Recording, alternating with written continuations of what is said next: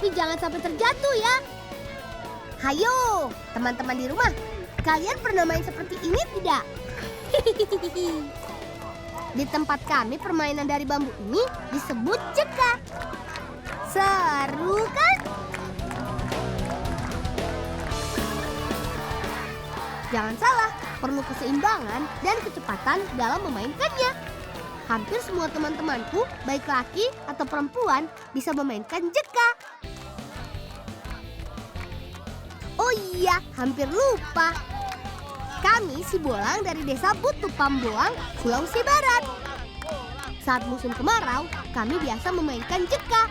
Karena permainan ini memerlukan tanah yang keras untuk pijakan bambunya. Kalau kalian bermain ke Majene, jangan lupa mampir ke desa kami ya.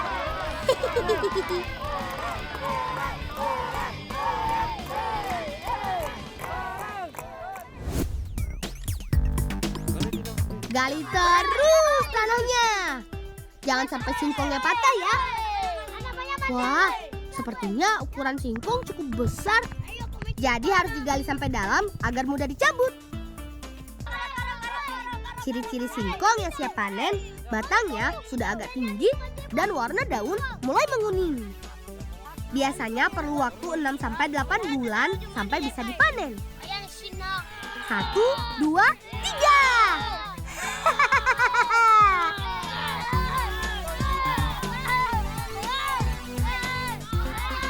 Kami terlalu bersemangat mencabut singkongnya. Lumayan besar juga nih singkongnya. Kalau dimakan sendiri, lebih dari cukup untuk kami berempat. Yuk, kumpulkan semua singkongnya. Ikat jadi satu dan masukkan ke dalam keranjang agar mudah membawanya.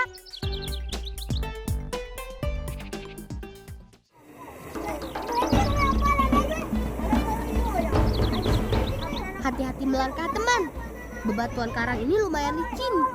Apalagi sambil membawa singkong. Tapi tenang, kami sudah biasa melewati jalan ini. Walau lumayan susah, tetapi ini jalan tercepat menuju ke rumah kami. Ayo teman, bergegas. Pasti sudah banyak ibu-ibu yang menunggu singkong yang kami bawa.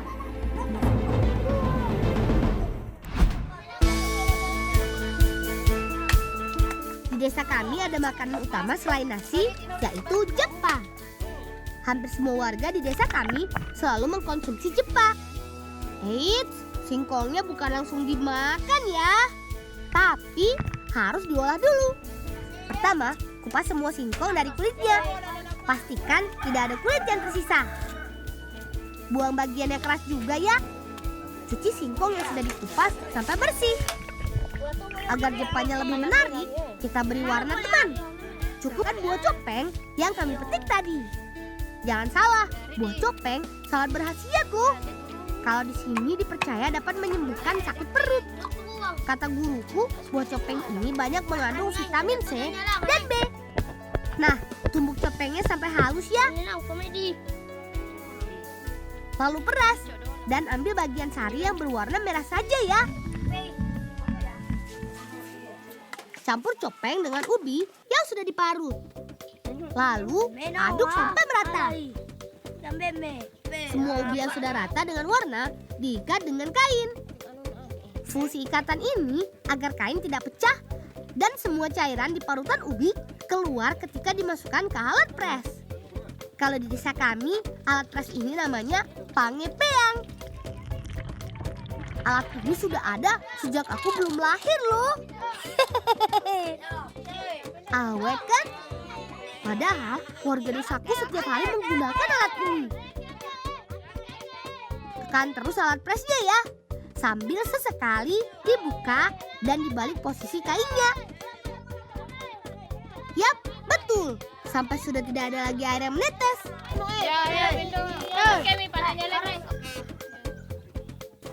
Jepa yang sudah dipres harus disaring supaya teksturnya lembut ketika dimakan.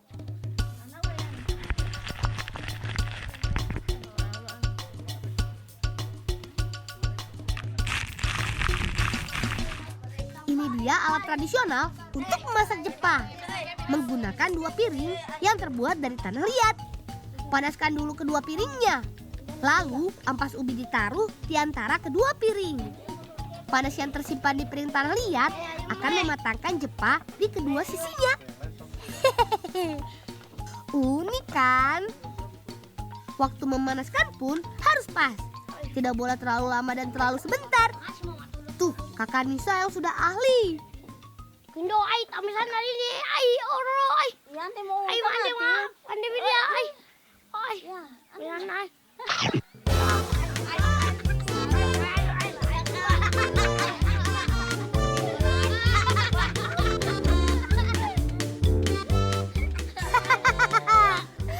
Sepertinya Arwan sudah lapar.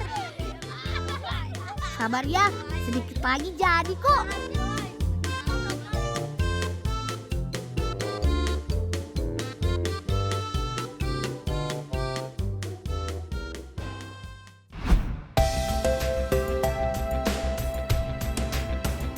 Teman di rumah, kalau kalian kemari, pasti akan mendapati pemandangan indah seperti ini. Yap, tapi belum lengkap tanpa makan-makan. Apalagi sambil ditemani kakak-kakakku yang cantik-cantik.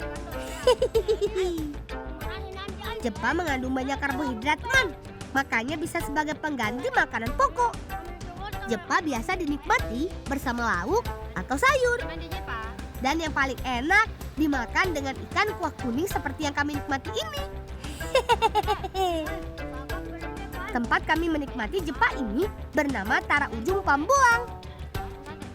Kalau kalian berkunjung ke desaku, jangan lupa mampir ke tempat ini ya. Kalau cuaca sedang bagus, matahari tenggelamnya cantik sekali.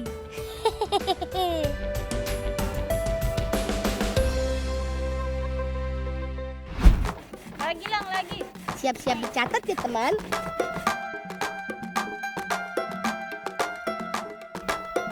Ibu yang akan membuat adonannya.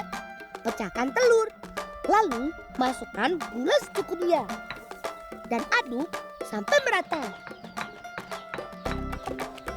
Kak Rena bertugas memarut kelapa. Sedangkan aku akan membuat pewarnanya dari kunyit, pandan, dan buah naga. Masukkan kelapa yang sudah disangrai ke dalam adonan telur dan gula. Kemudian tambahkan tepung terigu yang sudah disangrai dan aduk sampai merata. Untuk pewarna merah, Kak Rena membuatnya dari buah naga. Cukup potong buah menjadi 2 dan ambil dagingnya. Lalu peras. Adonan siap untuk diwarnain, teman. Aduk-aduk sampai warnanya berubah ya. Jadikan adonan berbentuk bulat. Dengan cara seperti ini, teman. Selanjutnya, masukkan ke dalam tempat yang sudah disiapkan. Adonan siap untuk di oven. Dipo, Tri, Fauzan, jaga apinya ya. Jangan sampai gosong. Di desa kami masih menggunakan oven tradisional, teman. Konon bisa menjaga cita rasa tidak berubah dari dulu. Seperti ini nih, penutup yang sudah dipanaskan ditaruh di atas adonan agar adonan bagian atas matang merata.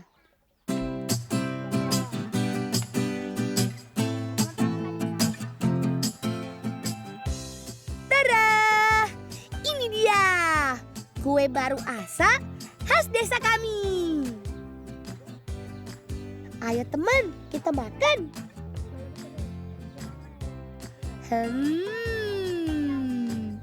Rasanya mantul, mantap betul.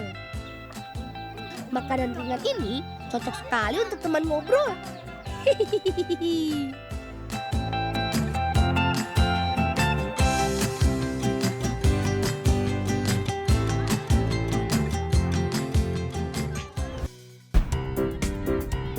Ayo, lepaskan ikatannya.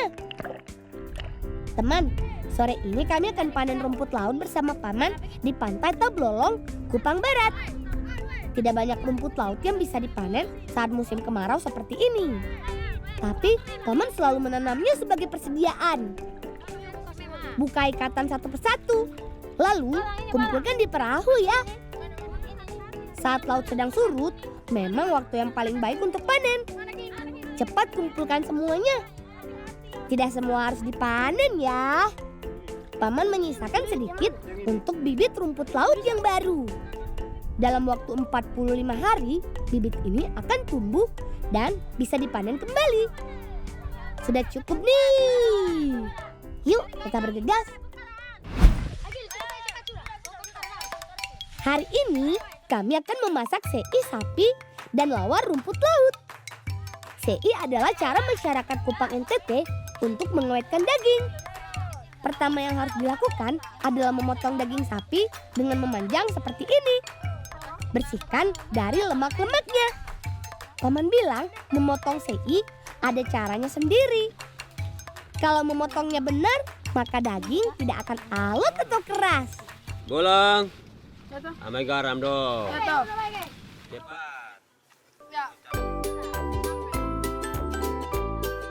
Setelah dibersihkan, lumuri dengan garam. Ini dia kunci pengawetan daging sei. Ya, garamnya ini yang bikin awet. Biarkan sampai meresap ya. Albert, Gilbert, kalian siapkan apinya. Daging sapi yang sudah digarami kemudian diasapi. Kayu pembakaran berasal dari kayu kosambi. Dan daunnya yang kami petik tadi berguna untuk menambah cita rasa daging menjadi harum. Tutup bagian atasnya. Ingat, jangan salah ya. Sei adalah mengasapi, bukan memanggang daging. Jadi, daging akan matang karena diasap. Proses ini membutuhkan waktu 3-4 jam. Lama sekali ya. Nah, pendamping sei yang enak, lawar rumput laut. Kalau memasak sei membutuhkan waktu lama, lain halnya dengan lawar. Siapkan rumput laut yang sudah dicuci bersih. Potong kecil-kecil. Bumbunya praktis kok. Cabai rawit, bawang merah, dan jeruk nipis. Haluskan cabai rawit. Iris bawang merah. Kemudian masukkan pada rumput laut. Jangan lupa tambahkan perasan jeruk nipis, gula, dan garam. Aduk rata. Segar. Nah, sebagai pelengkap, angkat sei yang sudah matang. Iris daging sei tipis-tipis. Tambahkan pada lawar rumput laut. Nampak sangat lezat. Kalau begitu tunggu apa lagi? Ayo serbu. Rasanya asam, manis, pedas, segar. Apalagi ditambah dengan legitnya daging sei asap. Mantul.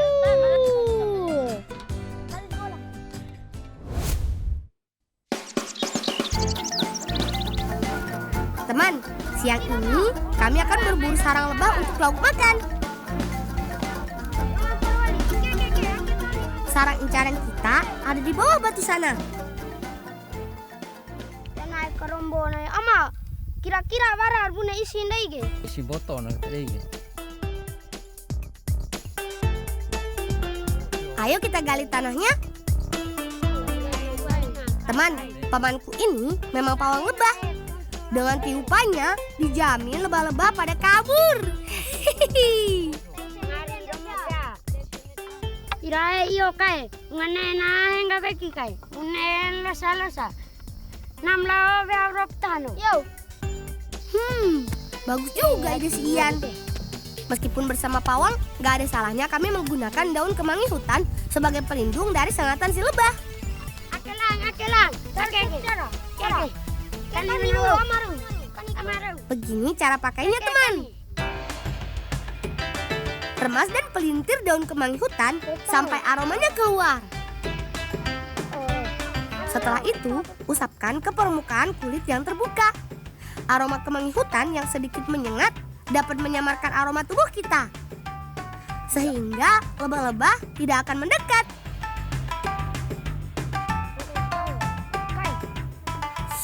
Mendekati sarang lebah, kita harus tenang, teman.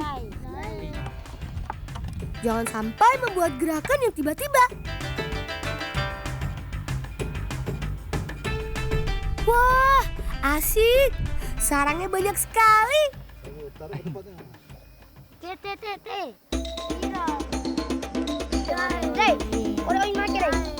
Lihat, teman, selain madu, banyak juga larva muda. Bakalan makan enak nih kita.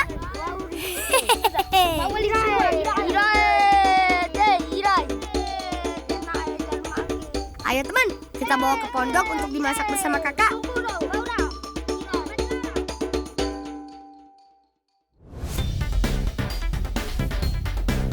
Teman, kalian pasti udah pada tahu dong. Yap, semua bagian lebah madu bisa kita manfaatkan. Eits, sebelum melakukannya, pastikan tangan kita bersih ya. Ayo Dimas, bantu aku.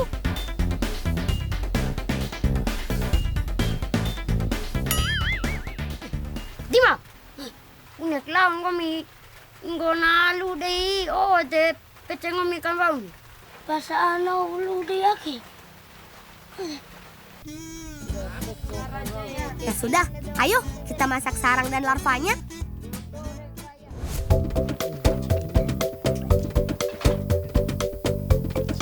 Kalian yang di rumah pasti penasaran kan kami mau masak apa?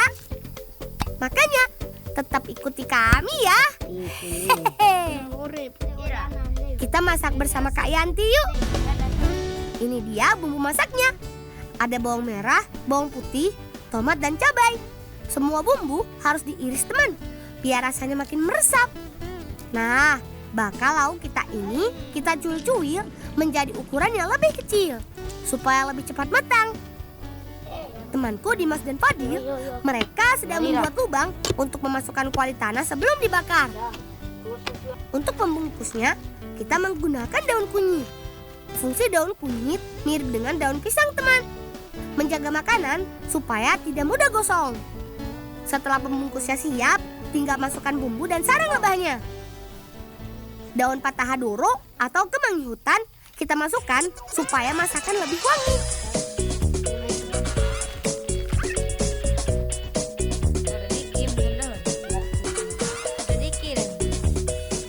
Setelah semuanya siap, tinggal masukkan bungkusan daun kunyit ke dalam kuali tanah. Supaya cepat masak, tutup menggunakan genteng.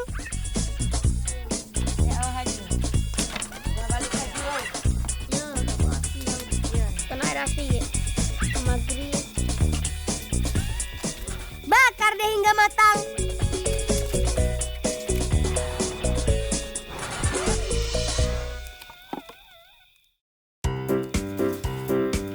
Setelah kurang lebih 1 jam, lauk makan kita sudah bisa diangkat. Jangan pernah menyentuh langsung dengan tangan masakan dalam kondisi seperti ini teman, karena masih panas. Sarang lebah bakar siap disantap. Teman, sarang dan larva madu memiliki manfaat yang tidak kalah dari madu. Salah satunya bisa mempercepat penyembuhan luka dan menurunkan kolesterol jahat. Meski rasanya lezat, bagi yang mempunyai alergi tidak boleh makan ya. Bisa bento-bento nanti. Nyam. Rasanya ada manis, gurih, dan pedas. Ditambah aroma wangi dari daun patahadoro langsung menggugah selera makanku.